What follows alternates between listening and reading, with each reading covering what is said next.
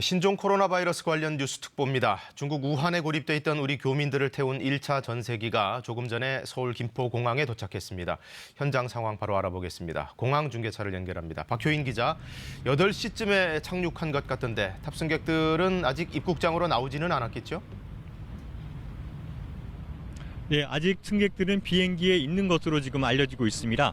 우한 교민을 태운 전세기는 조금 전 8시쯤 이곳 김포공항에 도착했습니다. 우한 공항을 출발한 지 약 2시간 정도 만인데요. 우한에서는 꼼꼼한 검역 과정을 거치면서 예상보다 지연돼 6시쯤 출발했고요. 이후 비행의 속도를 낸 것으로 보입니다. 현재 제가 있는 곳은 김포공항 비즈니스 항공센터 앞인데요. 제 뒤로는 경호를 위해서 경찰들이 배치됐고 검역 과정이 마무리된 뒤에는 이곳을 지나갈 것으로 보입니다. 현재 전세기에는 교민 367명이 타고 있습니다. 전세기는 일반 국제선 입국장과는 떨어져 있는 김포공항 비즈니스 항공센터 쪽에 착륙했습니다. 현재 공항 관계자들과 검역관들은 도착 전부터 방역복을 입고 만반의 준비를 했고요.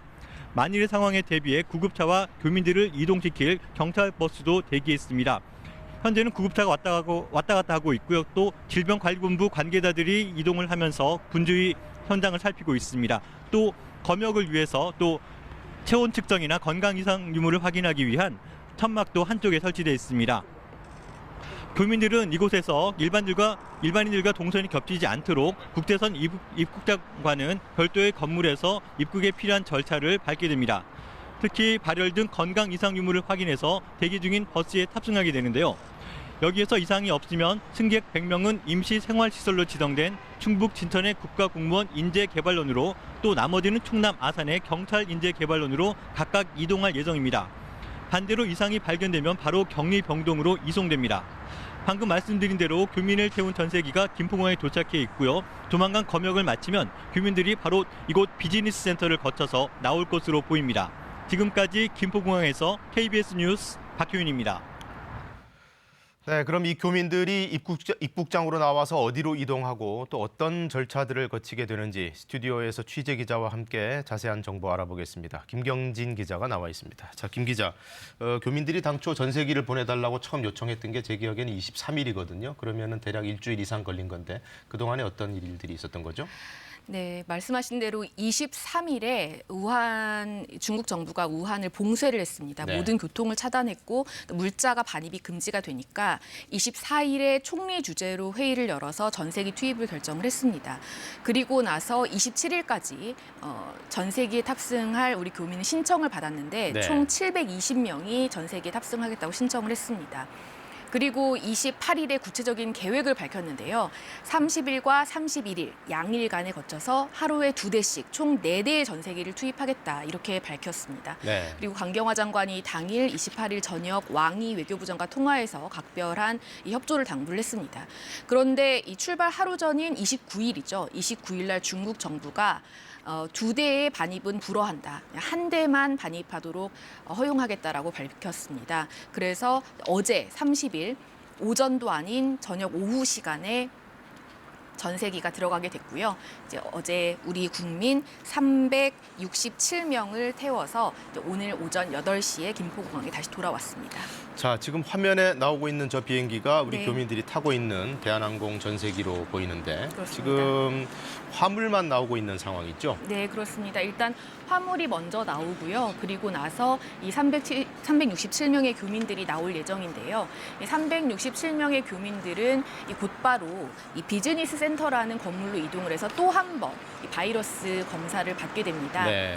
지금 이 비즈니스 항공센터라는 곳은 우리가 알고 있는 김포공항의 국제선 청사와는 약 10분 정도 떨어진 거리에 있는 건물입니다. 예. 이 건물 같은 경우는 이 기업들이 소유하고 있는 자가용 항공기와 전세기들이 전용으로 사용하는 건물인데요. 2016년에 만들어진 건물이고요. 이 국제선만 이용할 수 있다고 합니다. 이곳에서 별도의 보안 검색 작업이 가능하기 때문에 사람들이 이곳을 통해서 입국 절차를 밟을 것으로 보이고요. 보시면 이 교민들을 이송할 버스 그리고 만약을 대비한 구급 차량. 구급차들도 대비하고 있는 모습을 보실 수 있습니다. 그러니까 일반 그 공항 이용객들이 이용하는 루트와는 전혀 다른 곳으로 지금 이동을 하게 되는 거죠? 네, 물리적으로도 10분 정도 떨어진 거리에 있고요. 네. 이 일반 이용자들과는 전혀 동선이 겹치지 않는다고 정부는 설명하고 있습니다. 당장 오늘 김포공항에 가실 분들은 아마 좀 안전 문제를 걱정하실 수도 있을 네. 텐데 그런 점들을 고려해서 전혀 일반 승객들과는 루트가 겹치지 않도록 네, 아마 네. 따로 조치를 하는 것 같습니다. 그렇습니다. 지금 현장 실시간 상황이 계속 들어오고 있는데요. 교민들을 태운 전세기, 대한항공 전세기는 도착을 했지만 아직 승객들은 내리지 않고 있고 지금은 화물만 먼저 내리고 있습니다. 지금 방호복을 입은 사람들이 보이는 걸로 봐서는 저 화물에 대해서도 국내로 오기 전에 아마 뭐 소독 절차 같은 게 좀 있었겠죠? 네, 들어와서도 우한에서 들어오는 품목에 대해서는 철저한 방역 작업을 거칠 것으로 보이고요. 대한항공 직원들도 이 방호복과 마스크를 꼼꼼하게 착용해서 이 만전을 기하고 있다고 전해지고 있습니다. 네, 지금 화물들이 속속 내리고 있고 이 화물이 다 나오면 그 다음에는 아마 교민들이 나오지 않을까 싶습니다. 아마 도착을 해서도 기내에서 또 간단한 체크를 또 받겠죠? 그렇습니다. 검역 과정이 정말 꼼꼼했다고 전해지고 있는데요. 네. 당초에 새벽 4시에 우한공항에서 출발할 예정이었는데 한 명 한 명 아주 꼼꼼하게 검역을 진행하다 보니까 무려 2시간이 지연이 됐습니다. 예. 그래서 우리 시간으로 오늘 오전 6시에 우한공항에서 출발을 했거든요. 이 문진표를 꼼꼼하게 작성을 하고 열을 한 명씩 재고 마스크를 일일이 부여를 했는데요. 의료진이 이 한 명 한 명을 만날 때마다 매번 손 소독을 했고 네. 또 항공사 직원들도 아주 두꺼운 방호복을 입고 있었다고 이 탑승객이 저희 KBS에 전해왔습니다. 자, 그리고 이륙 전에 현지 우한공항 현지에서 발열 체크를 아마 했을 텐데 네. 거기서 이상이 없는 분들에 한해서 일단 출발을 한 거죠? 그렇습니다. 한국의 검역 그리고 중국 당국의 검역까지 포함해서 총 3차례의 검역이 진행됐다고 하고요.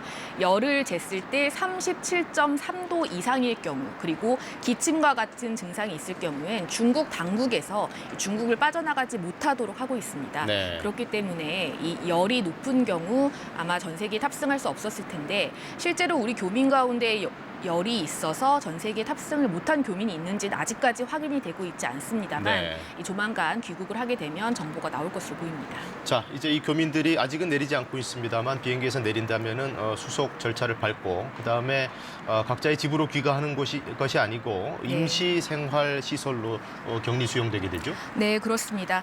지금 이 비즈니스 센터 밖에는 경찰차 36대가 대기하고 있습니다. 네. 이 경찰차 36대에 각각 10명씩 나누어서 타게 되고요. 이 호송차와 오토바이가 6대씩 에스코트를 해서 아마 이 무정차로 이 서해안 고속도로를 빠져나갈 것으로 보입니다. 예. 그러면 역시 광명을 지나서 고속도로 순찰대가 인계를 하게 되고요.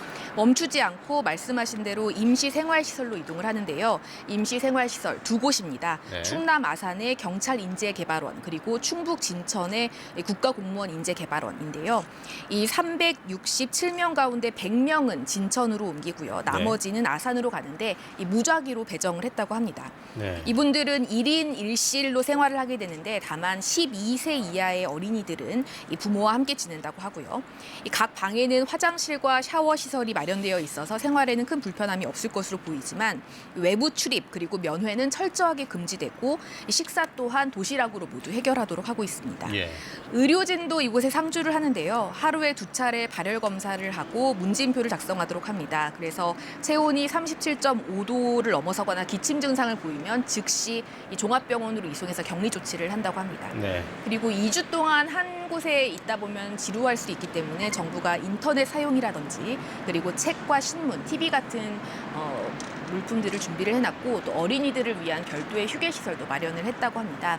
이곳에는 또 공무원 148명이 함께 거주하는데 공무원 역시 이 외부 출입이 철저하게 통제된다고 합니다. 이렇게 자, 그러니까 일반 숙박 시설은 아니고 네.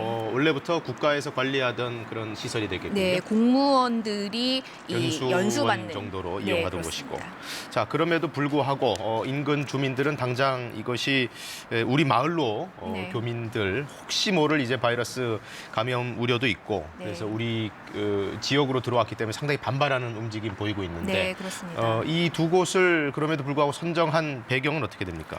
일단은 이 700여 명이 넘는 사람들을 수용할 수 있는지 여부가 가장 중요했습니다. 네.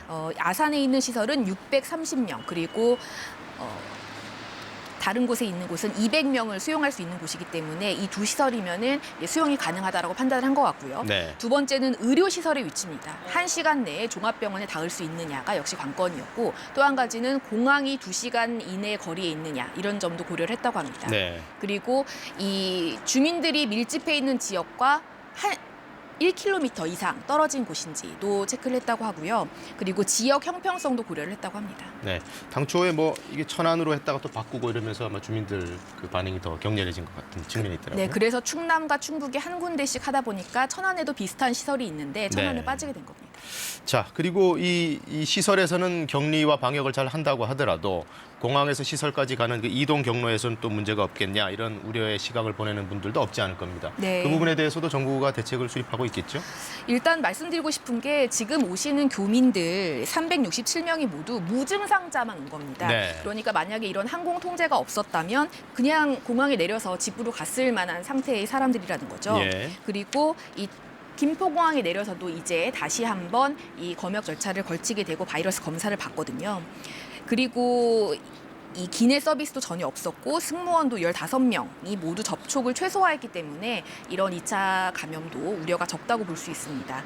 그리고 도착한 이후에 경찰버스를 탄다고 말씀을 드렸었는데 네. 경찰버스 운전자 36명, 이들도 이 마스크와 멸균 장갑을 모두 지급받았고요. 이들은 모두 2주의 유급 휴가를 받게 된다고 합니다. 네. 그러니까 잠복기 기간 동안에 쉴 수 있다는 건데요.